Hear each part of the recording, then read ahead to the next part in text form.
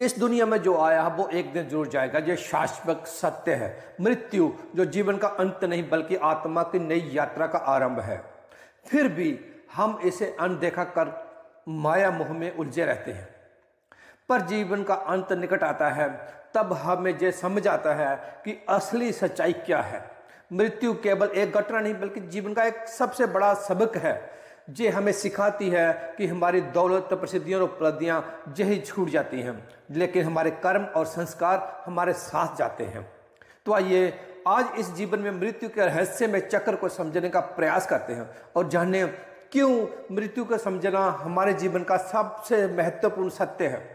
इस दुनिया में हर चीज़ का कोई ना कोई अंत है, चाहे वो जीवन हो, रिश्ते हो या समय। लेकिन मृत्यु केवल एक अंत नहीं बल्कि एक नई शुरुआत है।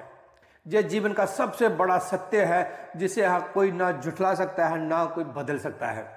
फिर भी इंसान इस सत्य को नजरअंदाज करके अपनी पूरी जिंदगी भौतिक सुख सुविधा के पीछे भागता रहता है। लेकिन क्या आपने कभी सोचा है कि इस जीवन और मृत्यु के बीच के रहस्यों का क्या महत्व है? क्यों हम मृत्यु को केवल एक घटना मानते हैं जबकि यह हमारे अस्तित्व का सबसे महत्वपूर्ण पहलू है? क्यों अंतिम यात्रा में कुछ विशेष परंपराएं निभाई जाती हैं? क्या ये केवल रीति रिवाज हैं या इसके पीछे छुपा कोई गहरा विज्ञान और आध्यात्मिकता है? आज हम इन्हीं सवालों के जवाब खोजने की कोशिश करेंगे। तो चलिए एक ऐसी यात्रा पर निकलते हैं जो हमें मृत्यु से जुड़े अद्भुत रहस्यों का और हमारे धर्म ग्रंथों में छिपे ज्ञान की ओर ले जाएगा। इस दुनिया में अगर कोई सबसे बड़ा सत्य है तो वो है हमारी मृत्यु, जैसे चाहकर भी इंसान टाल नहीं सकता। फिर भी मनुष्य जीवन भर भौतिक सुविधाओं के मोह में पड़ा रहता है और उसे इस बात का एहसास तब होता है जब व्यक्ति अपनी आखिरी सांसें गिन रहा होता है। ये तो हम सभी जानते हैं कि इस पृथ्वी पर जन्म लेने वाला कोई भी व्यक्ति अमर नहीं, उसे इस पृथ्वी को छोड़कर एक ना एक दिन जाना ही होता है। आपने देखा होगा कि हिंदू धर्म में जब भी कोई इस दुनिया को छोड़कर जाता है तो उसके शव का अंतिम संस्कार कर दिया जाता है। लेकिन क्या आपने ये सोचा है कि शव को अकेला क्यों नहीं छोड़ा जाता है? मृत्यु को नए कपड़े क्यों पहनाए जाते हैं? अंतिम यात्रा में राम नाम सत्य है क्यों बोला जाता है? आखिर इस अंतिम यात्रा में मखाने और सिक्के क्यों फेंके जाते हैं? यह शव यात्रा के आगे मटकी लेकर क्यों चलते हैं? किसी व्यक्ति का दाह संस्कार करने के बाद उसके परिजनों को शमशान घाट की ओर पीछे मुड़कर क्यों नहीं देखना चाहिए? आखिर परिजनों के अंतिम संस्कार के करने के 3 दिन बाद ही अस्थियां क्यों चुनी जाती हैं? आखिर महिलाओं का शमशान घाट पर जाना क्यों वर्जित है? मरने के बाद बच्चों को दफनाया क्यों जाता है? क्यों मृत्यु होने के बाद घर में पूजा पाठ करना वर्जित हो जाता है? आखिर क्या है इन प्रश्नों का रहस्य? आइए दोस्तों आज की वीडियो में इसी विषय पर चर्चा करेंगे। दोस्तों अगर आप भी इन सभी सवालों के जवाब स्पष्ट रूप से जानना चाहते हैं तो आप इस वीडियो को अंत तक जरूर देखें। आज हम आपको विस्तार पूर्वक इन सभी सवालों के उत्तर देंगे। प्यारे साथियों, आज हम हमारे वजूद से जुड़ा एक बहुत बड़ा रहस्य जानेंगे जो एक ऐसी गुत्थी है जिसे सुलझाने में साइंस आज तक नाकाम रही है शायद। इन सभी रहस्यों और सवालों के जवाब हमारे गरुड़ पुराण और भगवद गीता जैसे धर्म ग्रंथों में होता है। इस वीडियो के माध्यम से हम हमारे वजूद से जुड़ा एक बहुत बड़ा रहस्य जानेंगे। ये एक ऐसी गुत्थी है जिसे सुलझाने में साइंस भी आज तक शायद नाकाम रही है, लेकिन इन सभी रहस्यों और सवालों के जवाब हमारे गरुड़ पुराण और भगवद गीता जैसे धर्म ग्रंथों में मिलते हैं। इस वीडियो के माध्यम से आज हम आपको यही बताने जा रहे हैं। तो चलिए बिना देरी किए आज की वीडियो शुरू करते हैं। नमस्कार दोस्तों, आकाश से बना हुआ है और अंत में एक दिन इसी में मिल जाना है। इसलिए मनुष्य को कितना भी धन कमा ले, कितनी भी खेती अर्जित कर ले, एक दिन उसको सब छोड़कर यहीं जाना होगा। यही संसार का नियम है और इस नियम को ना कोई बदल सकता है ना बदल पाया है। गीता में भी श्री कृष्ण भगवान कहते हैं कि जिसने जन्म लिया है उसकी मृत्यु निश्चित है और जिसकी मृत्यु हुई उसका अगला जन्म भी निश्चित है।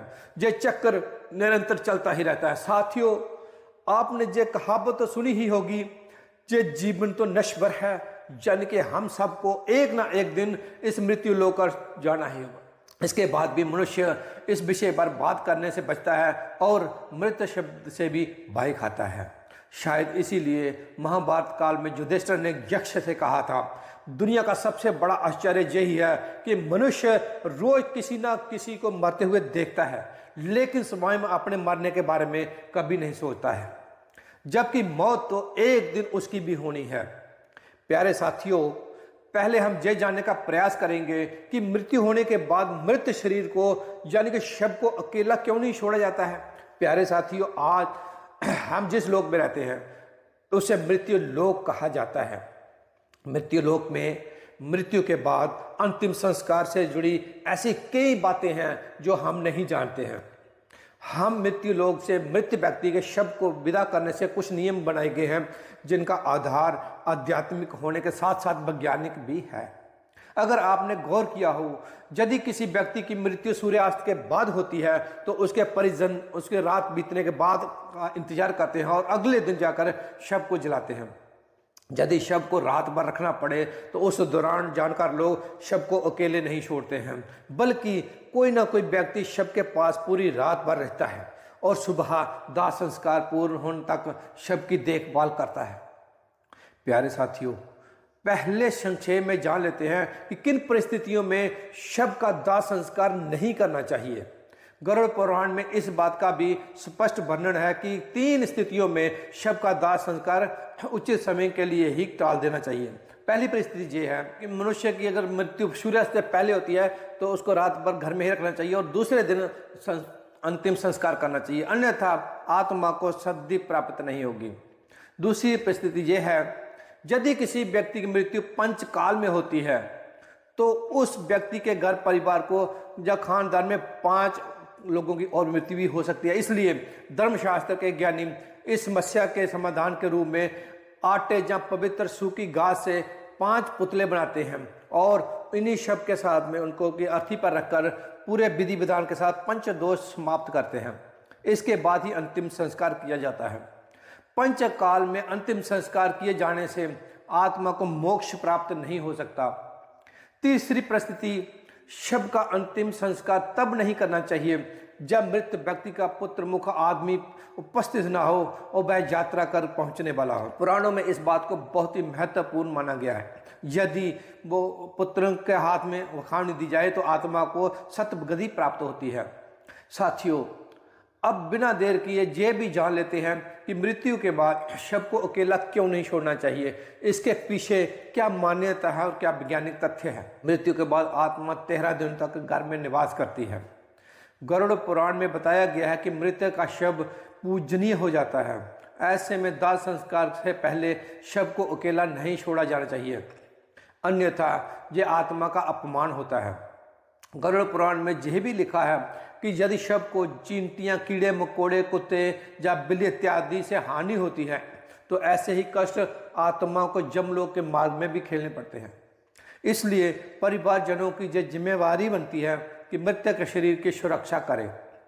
रात के समय तांत्रिक शक्तियां अधिक प्रबल होती हैं। जब शरीर से आत्मा निकल जाती है तो शरीर निर्जीव हो जाता है। ऐसी स्थिति में अन्य बुरी शक्तियां शरीर को अपने वश में करने का प्रयास कर सकती हैं। इसकी संभावना तो खत्म करने के लिए किसी व्यक्ति का मृतक शरीर के पास रहना आवश्यक होता है। यदि वैज्ञानिक कारण की बात करें तो विज्ञान कहता है जिस क्षण आत्मा शरीर को छोड़कर अलग होती है उसी क्षण से शरीर का एक अक्षय शुरू हो जाता है। इससे मृत शरीर से दुर्गंध आना शुरू हो जाती है। इस दुर्गंध कम करने के लिए और वातावरण को धार्मिक बनाए रखने के लिए उद्देश्य से मृत शरीर के आसपास अगरबत्ती, धूप और दीपक जलाए जाते हैं। ऐसा करने की जिम्मेदारी उस व्यक्ति की होती है जो शव की देखभाल करता है। इस बात की संभावना होती है कि तंत्र मंत्र करने वाले लोग मृत के शरीर को नुकसान पहुंचा सकते हैं, जिससे मृत का शरीर, मृत आत्मा संकट पड़ सकती है। इसलिए किसी भी तांत्रिक को मृत शरीर के पास नहीं आने देना चाहिए। साथियों, गरुड़ पुराण में भगवान विष्णु और पक्षीराज गरुड़ के बीच की बातचीत का वर्णन है। भगवान विष्णु बताते हैं कि यदि इन बातों का ध्यान नहीं रखा गया और शव का अंतिम संस्कार सूर्यास्त के बाद या रात में कर दिया गया तो उस व्यक्ति की आत्मा को असुर लोग जहाँ पे शासन होने में जन्म लेना पड़ता है और उसे अनेकों कष्ट भोगने पड़ते हैं। व्यक्ति की मृत्यु और दाह संस्कार का समय कितना महत्वपूर्ण होता है ये आप महाभारत की घटना से समझ सकते हैं। भीष्म पितामह बाणों की शैया पर लेटे हुए सूर्य के दक्षिणायन से उत्तरायण में आने का इंतजार कर रहे थे। इसके बाद ही उन्होंने अपना शरीर त्यागा, क्योंकि उत्तरायण काल में मृत्यु से आत्मा सद्गति प्राप्त होती है। इसी कारण यदि कोई व्यक्ति रात में मर जाए तो ऐसी स्थिति में शव को रात भर घर पर ही रखा जाता है। सुबह का इंतजार किया जाता है और मृत शरीर को एक भी पल के लिए अकेला नहीं छोड़ा जाता है। कोई ना कोई व्यक्ति शव की रखवाली के लिए मौजूद रहता है। साथियों, यही कारण है कि शव को अकेला नहीं छोड़ा जाता है। प्यारे साथियों, अब हम जानेंगे कि मृत्यु को नए कपड़े क्यों पहनाए जाते हैं। दोस्तों, जैसे कि हम ऊपर बता चुके हैं कि सनातन हिंदू धर्म में दाह संस्कार से जुड़े कई ऐसे नियम हैं जिन पर विज्ञान ने भी अपनी राय दी है। इन्हीं नियमों में से एक नियम यह भी है कि मृतक को नए कपड़े पहनाना। हम में से बहुत से लोगों के मन में यह सवाल आता होगा कि मृत व्यक्ति की चिता में आग लगाने से पहले नए कपड़े क्यों पहनाए जाते हैं। यदि नए कपड़े ना पहनाए जाएं तो आत्मा का क्या हुआ, आत्मा का कपड़े से क्या संबंध है। इसके साथ ही साथ हम ये भी जानेंगे कि मृत व्यक्ति के जो कपड़े परिवार के सदस्य निशानी के रूप में रख लेते हैं या उनकी याद में पहनते हैं, ऐसा करने से मृत आत्मा को क्या होता है और गरुड़ पुराण में इस विषय पर क्या कहा गया है। दोस्तों, हिंदू धर्म के अनुसार मृतक के शव को गंगा जल से नहलाकर नए वस्त्र पहनाकर उसे विदा किया जाता है। आइए पहले ये जान लेते हैं कि मृत व्यक्ति को दाह संस्कार से पहले स्नान क्यों करवाया जाता है। हिंदू धर्म के 18 पुराणों में से एक गरुड़ पुराण इस बारे में विस्तार से बताया गया है।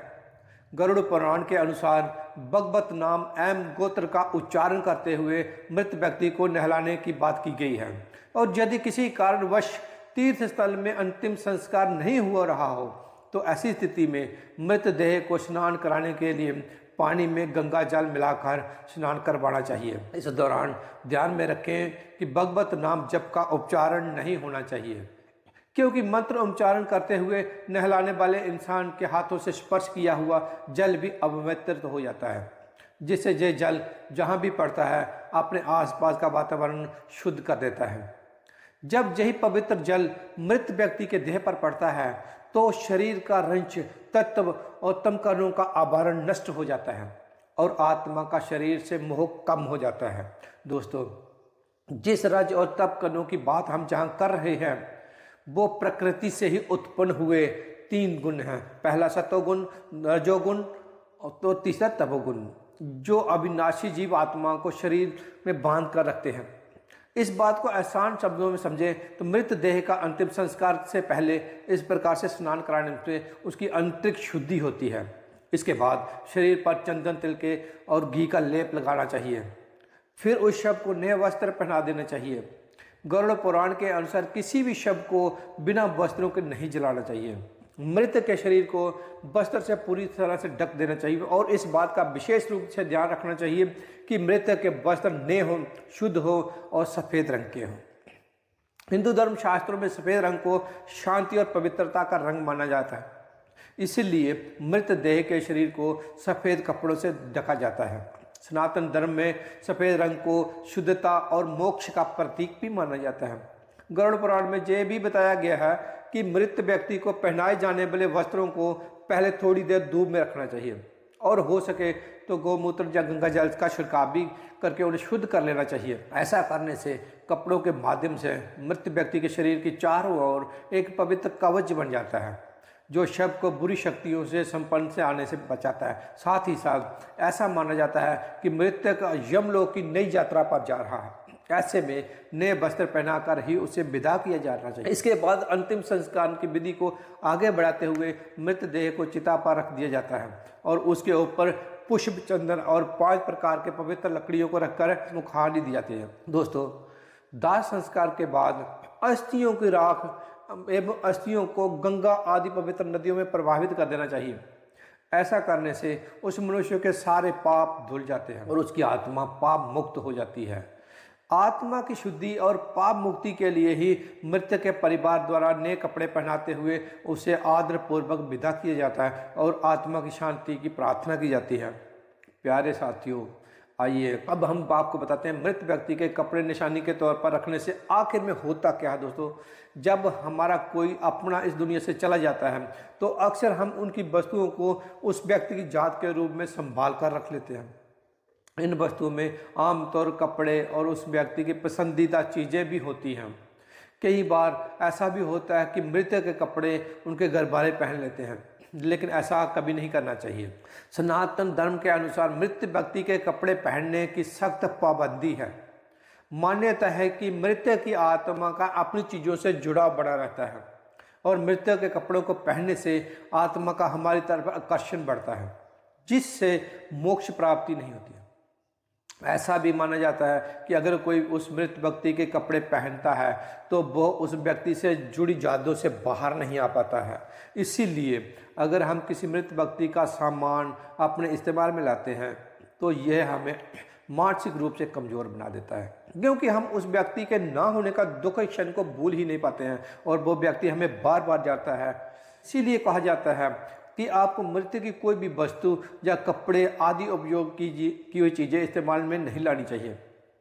इन्हें हमेशा दान कर देना चाहिए।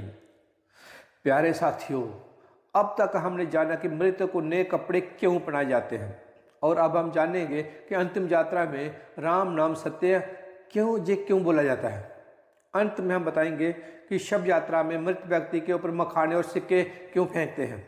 साथियों, हिंदू धर्म में आपने देखा ही होगा कि मृत्यु के बाद जो लोग अंतिम यात्रा में जाते हैं पूरे रास्ते भर राम नाम सत्य है, राम नाम सत्य है बोलते रहते हैं। क्या आपको पता है कि ऐसा क्यों कहा जाता है?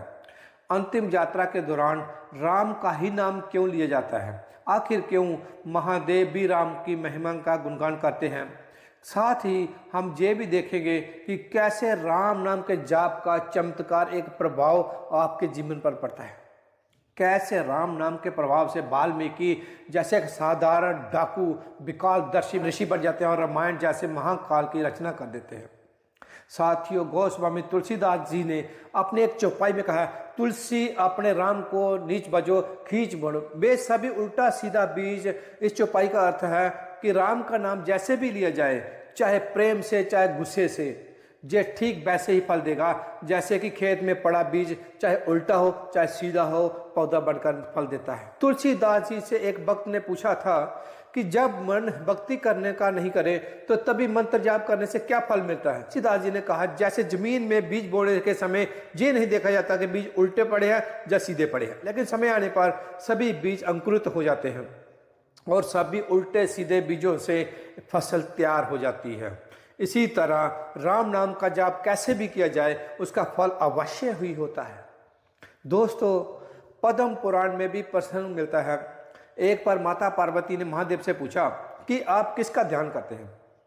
इसके उत्तर में महादेव कहते हैं, राम रामेत्र रामेत्री घने राम मनोरमे सहस्रे नाम तत्ल्यम राम नाम प्रणाम। इसका अर्थ है कि राम का नाम पर ध्यान करने से मेरा मन राम की दिव्य में लीन हो जाता है जो कि दिव्य है। ये राम नाम विष्णु शास्त्र में तुलना की जाती है, अर्थात भगवान विष्णु के हजारों नामों के बराबर होता है। एक बार भगवान शिव ने अपनी पार्वती जी से अपने ही साथ भोजन करने का अनुरोध किया। भगवती पार्वती जी ने ये कहकर टाला कि वे विष्णु शास्त्र का नाम पाठ कर रहे हैं। थोड़ी देर तक प्रतीक्षा करके शिव जी ने जब पुनः पार्वती जी को बुलाया तब भी पार्वती जी ने यही उत्तर दिया कि वे विष्णु सहस्त्र नाम का पाठ की क्षण के बाद ही आ पाएंगे। शिव जी को शीघ्रता थी, भोजन ठंडा हो रहा था, अतः भगवान शिव ने कहा, पार्वती राम राम कहो। एक बार राम कहने से विष्णु सहस्त्र नाम का संपूर्ण फल मिल जाता है, क्योंकि श्री राम नाम विष्णु शास्त्र के तुल्य में है। इस प्रकार शिव जी के मुख से राम की 2 अक्षर का विष्णु सहस्त्र नाम के सम्मान सुनकर राम नाम का जप करके पार्वती जी ने प्रसन्न होकर शिव जी के साथ भोजन किया। भगवान शिव पार्वती से कहते हैं, पार्वती श्री राम नाम का जाप का सपन और सुक्ति इन तीनों अवस्था में करना चाहिए। मैं भी इन्हीं मनोरम राम नाम में रहता हूँ। भक्तों, अब जानने के राम का अर्थ क्या है? राम का अर्थ है प्रकाश किरण आभार। जैसे शब्दों के मुंह में राम है, वह राम अक्षर का आभार और माँ अक्षर का अर्थ है मैं या मेरा। राम शब्द का अर्थ हुआ मेरे भीतर का प्रकाश अथवा मेरे हृदय में प्रकाश। धर्म ग्रंथों में यह भी बताया गया है कि जिस तरह मृत्यु के अटल सत्य है, ठीक उसी तरह इस संसार में राम का नाम भी सर्वदा सत्य है।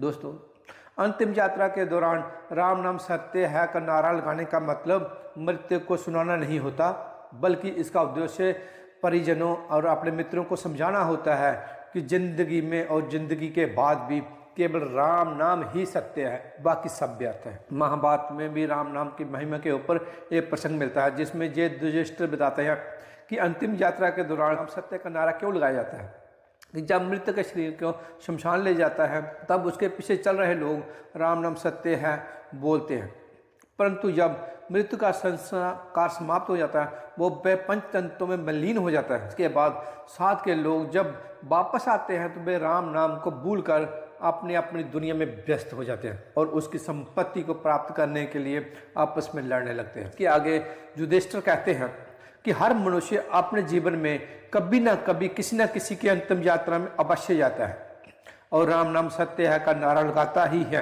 परंतु उस शमशान काट के बाहर आते ही वो इस सत्य को भूल जाता है। मनुष्य इतनी बड़ी सच्चाई को प्रत्यक्ष देखकर भी स्वीकार क्यों नहीं करता। आप सोच रहे होंगे कि केवल राम का नाम ही क्यों सत्य है। ऐसा इसलिए है क्योंकि जब राम नाम का जाप किया जाता है तब मृत की आत्मा को मुक्ति मिलती है। ऐसा माना जाता है कि अंतिम यात्रा के दौरान राम का नाम बोलने से मृतक जन्म और मृत्यु के चक्कर से मुक्त हो जाता है और उसे श्री हरि के चरणों में स्थान मिलता है। इतना ही नहीं, शास्त्रों में यह भी बताया गया है कि राम नाम जपने से मनुष्य के मन में बुरे विचारों का आना बंद हो जाता है। इसके प्रभाव से मनुष्य बुरे कर्म करना छोड़ देता है और सत्य के मार्ग पर चलने लगता है। राम नाम का जाप करने से मृत्यु के परिवार वालों को भी मृत्यु को बोलने में मदद मिलती है। जब भी किसी प्रिय की मृत्यु होती है तो लोग काफी निराश हो जाते हैं। ऐसी स्थिति में एक राम नाम ही एक मंत्र है जो उन्हें दुख की घड़ी से बाहर निकालने में मदद करता है। साथियों, आपको और हमें राम का नाम एक सामान्य नाम जैसा लग सकता है, लेकिन जब आप इसी शब्द को रामायण के किसी संदर्भ से देखेंगे तो राम नाम बहुत विस्तृत हो जाता है। राम नाम का प्रभाव इतना है कि वाल्मीकि जैसे खूंखार डाकू को भी महर्षि बना सकता है। ऐसी मान्यता है कि महर्षि वाल्मीकि पहले रत्नाकर खूंखार डाकू थे। वाल्मीकि का जन्म लोक प्रजाति में हुआ था। बाल्यावस्था में जे बिल्ली ने उसे चुरा लिया था और 20 मार्च में उनका लालन पालन हुआ। बील परिवार के लोग जंगल के रास्ते से गुजरने लोगों को लूटते थे। रत्नाकर ने भी अपने परिवार के साथ डकैती और लूटपाट का काम करना शुरू कर दिया था। मान्यता है कि एक बार साधुओं की मंडली जंगल से गुजर रही थी। रत्नाकर ने साधुओं को लूटने और उनकी जान लेने का प्रयास किया, लेकिन साधुओं के तेजस्वी प्रभाव में आने के बाद उनमें बदलाव आया।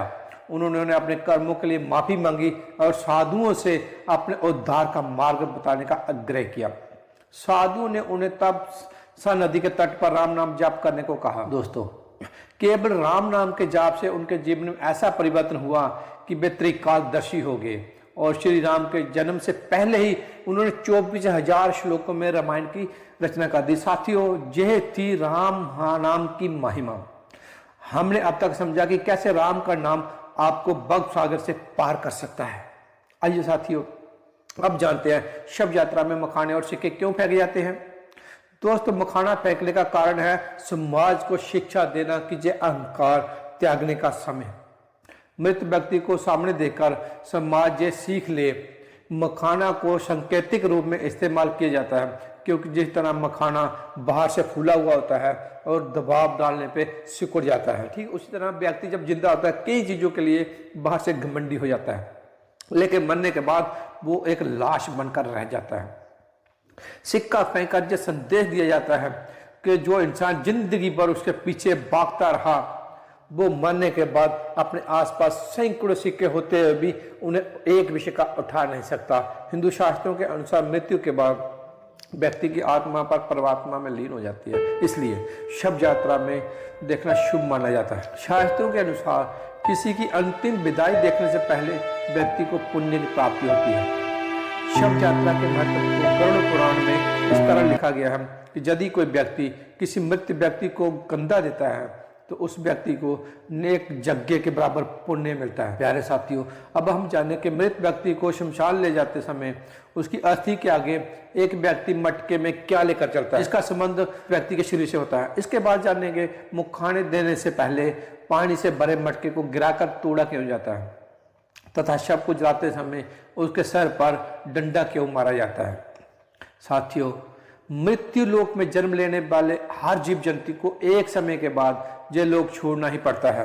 प्राणी की आयु क्षण प्रतिक्षण घटती रहती है, लेकिन कितनी बड़ी विडंबना है कि मनुष्य इस सत्य को जानकर भी महसूस नहीं कर पाता। हर व्यक्ति को कल आने की उम्मीद बनी रहती है। हिंदू धर्म में व्यक्ति की मृत्यु के बाद शव का दाह संस्कार किया जाता है। हिंदू धर्म में जन्म से लेकर मृत्यु तक 16 संस्कार होते हैं और इनमें से सबसे अंतिम संस्कार है दाह संस्कार, जो व्यक्ति के मरने के बाद उसके परिजनों के द्वारा किया जाता है।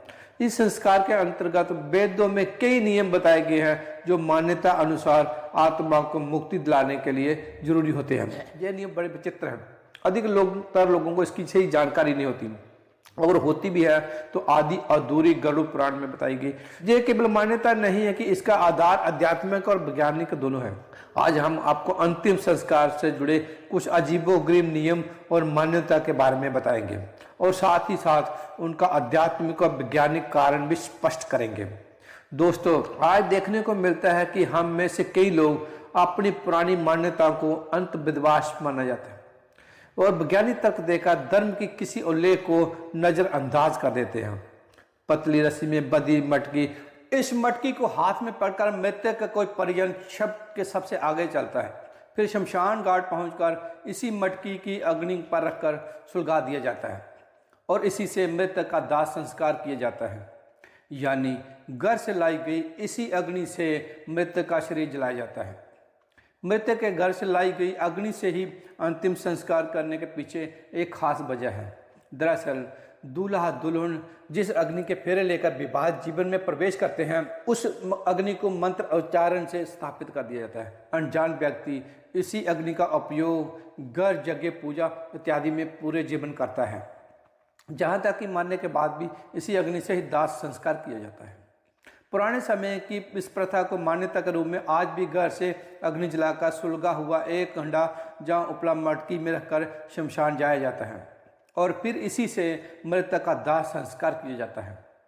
आइए आप बात करते हैं कि मुखाग्नि देने से पहले पानी से भरे मटके को क्यों तोड़ा जाता है। दोस्तों, अंतिम संस्कार के दौरान शव को चिता पर लेटाकर मृत व्यक्ति का पुत्र या अन्य परिजन पानी से भरा घड़ा अपने कंधे पर रखकर चिता के चारों पर परिक्रमा करता है। इस घड़े में छेद होता है जिससे पानी निरंतर गिरता रहता है।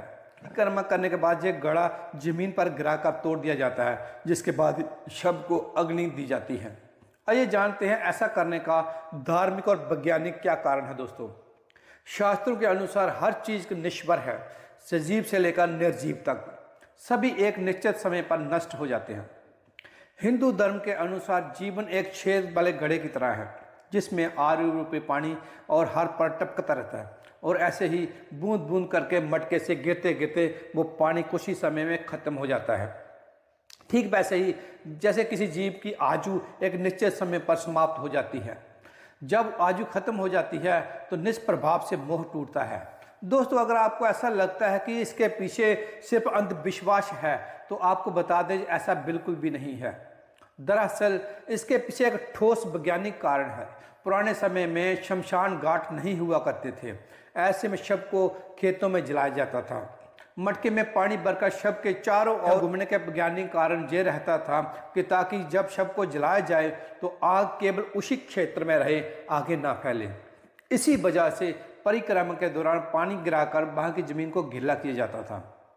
दोस्तों, अंतिम संस्कार से जुड़ा एक नियम और भी विचित्र है, जिसके अंतर्गत जब मृत व्यक्ति का शव चिता पर जल रहा होता है तो उसके सिर पर जोर से डंडा मारा जाता है। इस क्रिया को कपाल क्रिया कहा जाता है। कपाल क्रिया जितनी विचित्र है उतनी महत्वपूर्ण भी है। आइए अब बताते हैं इसका आध्यात्मिक और वैज्ञानिक कारण। गरुड़ पुराण के अनुसार शव को जलाते समय यदि उसका कोई अंग शेष रह जाए तो उसे अशुभ माना जाता है। शास्त्रों के अनुसार दाह संस्कार की क्रिया मृत व्यक्ति का अगला जीवन प्रभावित हो सकता है। इसीलिए घी और कपूर के प्रयोग से शव को पूरी तरह से जलाया जाता है।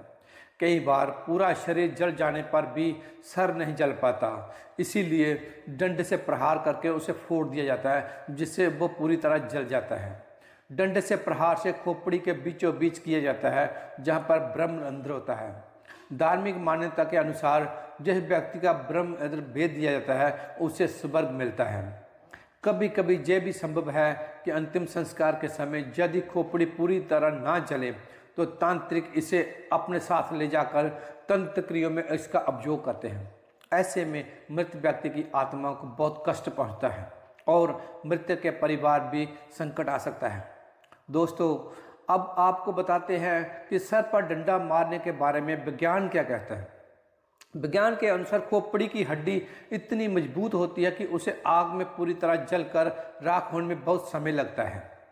ऐसे में उसमें आग जला रह जाने की काफ़ी संभावना होती है। कभी कभी कोई जंगली जानवर उस बचे हुए हिस्से को अपने साथ ले जाता है। वे इसे कहीं भी फेंक देते हैं, जिससे पर्यावरण प्रदूषित होता है। इसी कारण से शव को पूरी तरह जलाने के लिए सर पर डंडा मारकर फोड़ दिया जाता है। ऐसा माना जाता है कि शव यात्रा देखना सुखद एवं मंगलमय भविष्य का सूचक है। मान्यता ये भी है कि यदि काम पर जाते जब में शाम शव यात्रा जैसे अधूरे काम पूरे होने की संभावना बन जाती है। दुखों का नाश और सुखी जीवन का आगाज होता है। जो आत्मा शरीर से तुरंत निकल जाती है वो अपनी अस्थि के साथ चल रही होती है, और जो उसे प्रणाम करता है उसे आशीर्वाद देती है, जिससे व्यक्ति के पुण्य बढ़ते हैं। साथियों, ये थे हमारे अंतिम संस्कार के कुछ खास नियम जिनका पालन करना जरूरी होता है।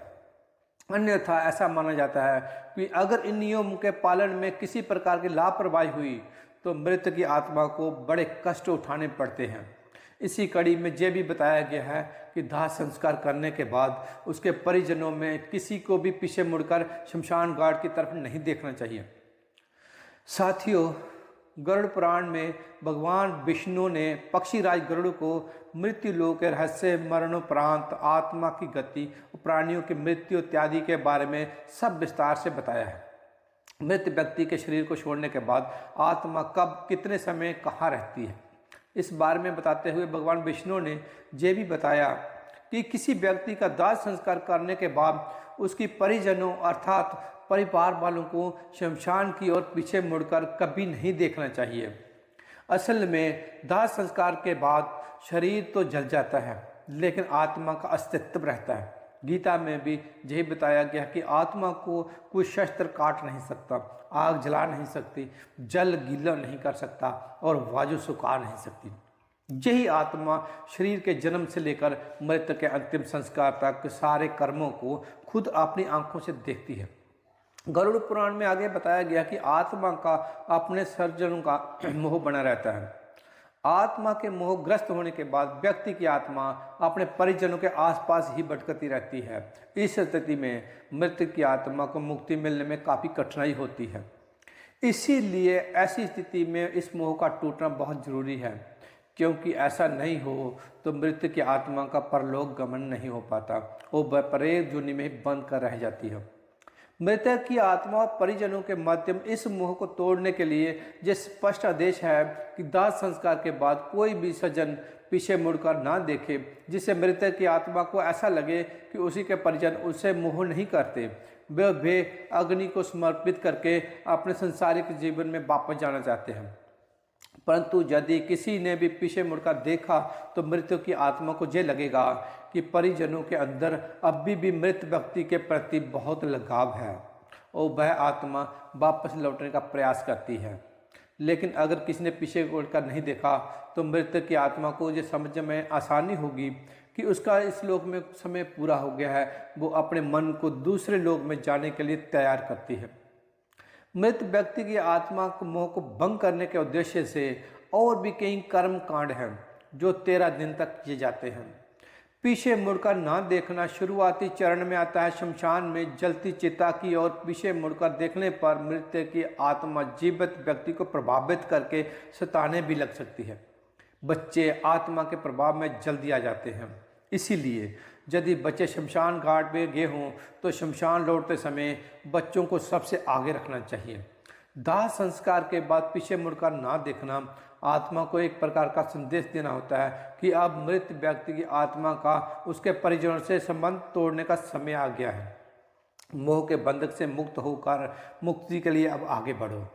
आत्मा की मुक्ति से जुड़ा एक और महत्वपूर्ण प्रसंग यह भी है कि जिस मनुष्य की अकाल मृत्यु हो जाती है, वो चाहे वो दुर्घटना, आत्महत्या, कोई भी बीमारी या किसी अन्य कारण से हो, तो ऐसे इंसान की आत्मा को जल्दी मुक्ति नहीं मिल पाती है। परंतु उसके कर्म बहुत ही अच्छे हों तो सतगति प्राप्त होती है, वरना काफ़ी कष्ट उठाने पड़ते हैं। हालांकि गरुड़ पुराण में अकाल मृत्यु को लेकर भी कई कर्मकांड बताए गए हैं। उनका पालन उनके पूरे वैदिक तरीके से होना चाहिए। इसलिए दाह संस्कार के बाद घाट की तरफ पीछे मुड़कर नहीं देखना चाहिए। प्यारे साथियों, अब हम जानेंगे कि परिजनों के अंतिम संस्कार करने के 3 दिन बाद ही अस्थियां क्यों चुनी जाती हैं। अस्थि विसर्जन का समय बहुत महत्व है और इसलिए दाह संस्कार के बाद अधिकतम तीसरे या चौथे दिन तक अस्थियां विसर्जन कर देना ही उपयुक्त माना गया है। अब सवाल ये होता है कि तीसरा या चौथा दिन ही क्यों, और अगर अस्थि विसर्जन तीसरे या चौथे दिन तक ना हो पाए तो क्या करें दोस्तों। अस्थि विसर्जन किसी मृत संस्कार के बाद किया जाने वाला एक अनुष्ठान है। इसका अर्थ होता है चिता में जल गया मृत व्यक्ति की हड्डियां और राख को जल में विसर्जन करना।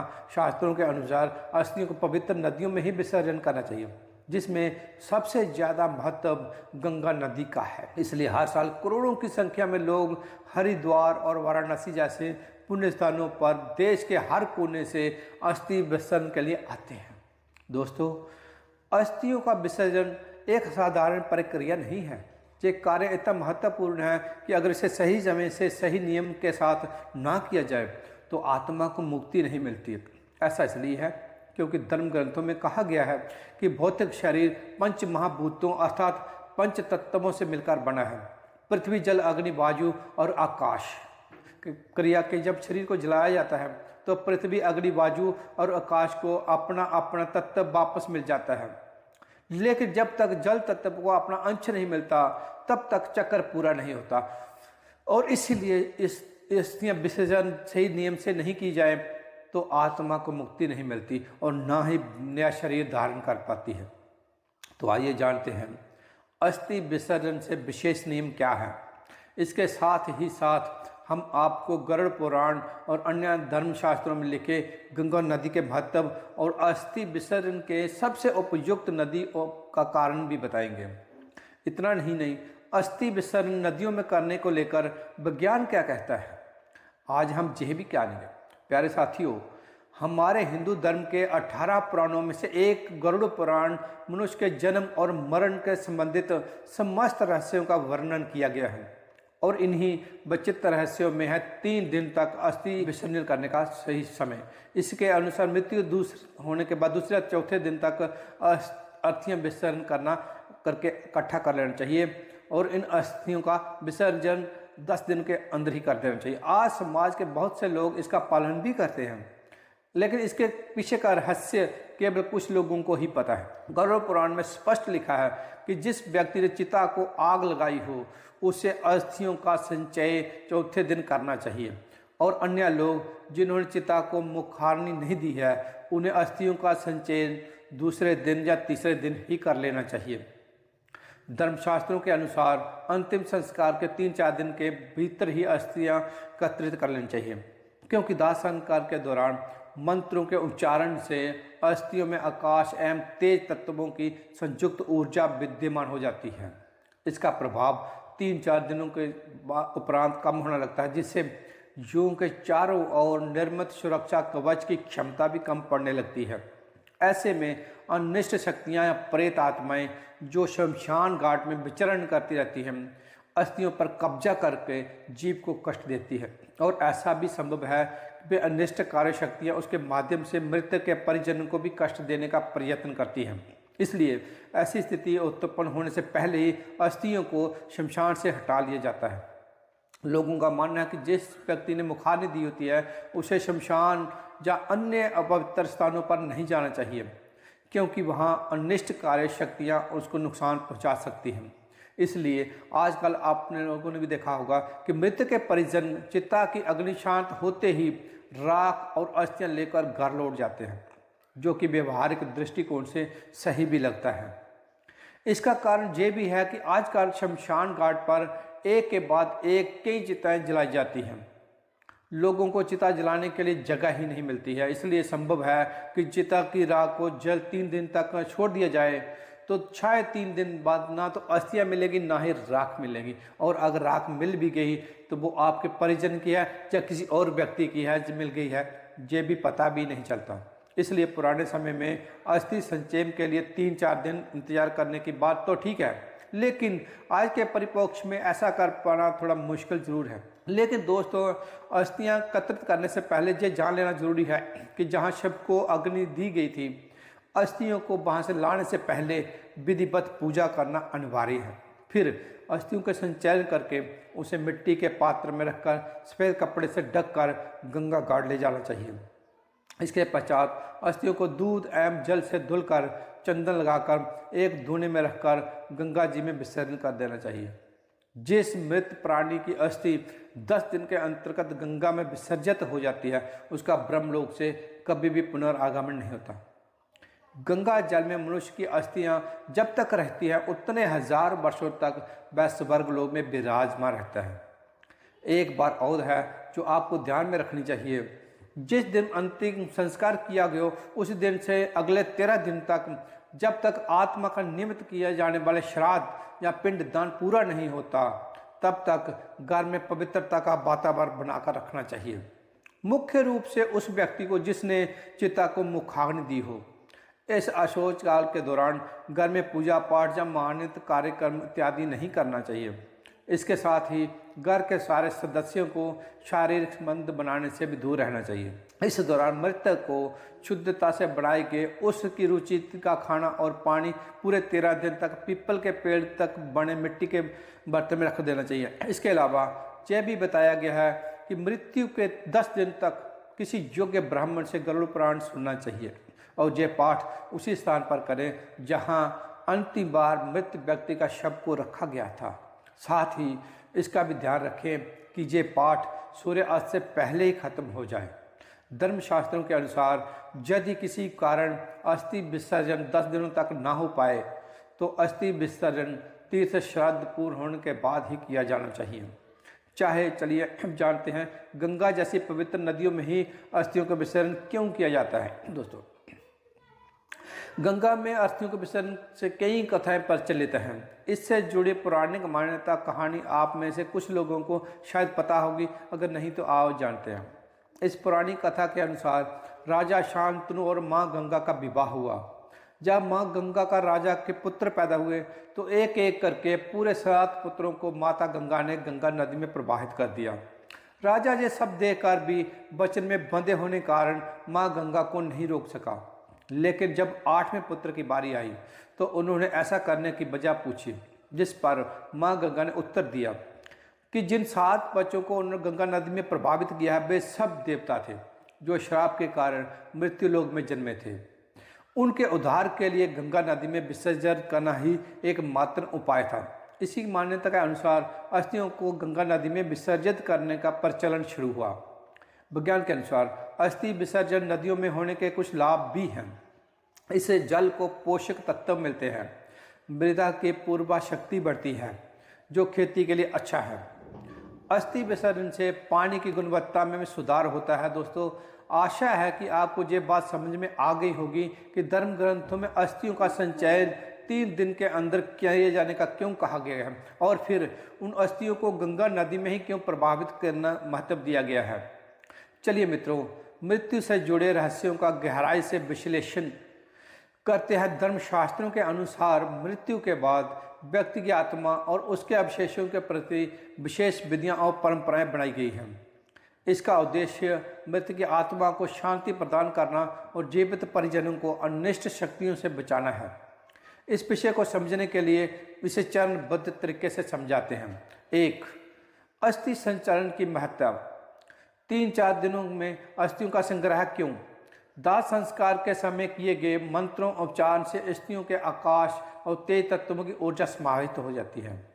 ये ऊर्जा 3-4 दिनों तक सक्रिय रहती है और मृत आत्मा को एक सुरक्षा कवच प्रदान करती है। समय बीतने के साथ ही ये ऊर्जा क्षीण हो लेती है, जिससे अनिष्ट शक्तियां या प्रेत आत्मा अस्थियों पर अधिकार कर सकती हैं। यदि समय पर अस्थियों को नहीं उठाया गया तो इन शक्तियों के माध्यम से मृत्यु के परिजनों को भी कष्ट हो सकता है। नंबर 2, मुखानी देने वाले का शमशान से दूर रहना क्यों जरूरी है? शमशान में मौजूद अन्य शक्तियां मुखानी देने वाले व्यक्ति को आसानी से प्रभावित कर सकती हैं। इसलिए चिता की अग्नि शांत होते ही अस्थियों को एकत्रित कर सुरक्षित स्थान पर ले जाने की परंपरा है। गंगा में अस्थियां प्रवाहित करने के बाद पुरानी कथाओं के अनुसार गंगा नदी में विसर्जन मृत आत्मा को स्वर्ग तक पहुंचाने में सहायक है। जो अस्थियां गंगा जल में विसर्जित होती है वे ब्रह्मलोक तक आत्मा को ले जाती हैं और मृत आत्मा को पुनर्जन्म से मुक्ति मिलती है।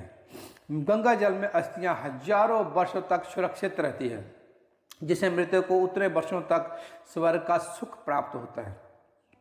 पुरानी कथा के अनुसार राजा शांतनु और गंगा की कथा बताती है कि उनके पुत्र देवताओं के अवतार थे, जिन्हें श्राप मुक्त करने के लिए गंगा में प्रवाहित करना आवश्यक था। इसी कथा के आधार पर अस्थि विसर्जन की परंपरा बनी। प्रिय मित्रों, इसका वैज्ञानिक कारण यह है कि अस्थियों के जल में मिलने से नदी में पोषक तत्व बढ़ते हैं, जो मृदा की और उर्वरता बनाने में सहायक होते हैं। गंगा जैसे पवित्र जल में खनिज तत्वों के प्रचुरता के कारण जल शुद्धता बनी रहती है।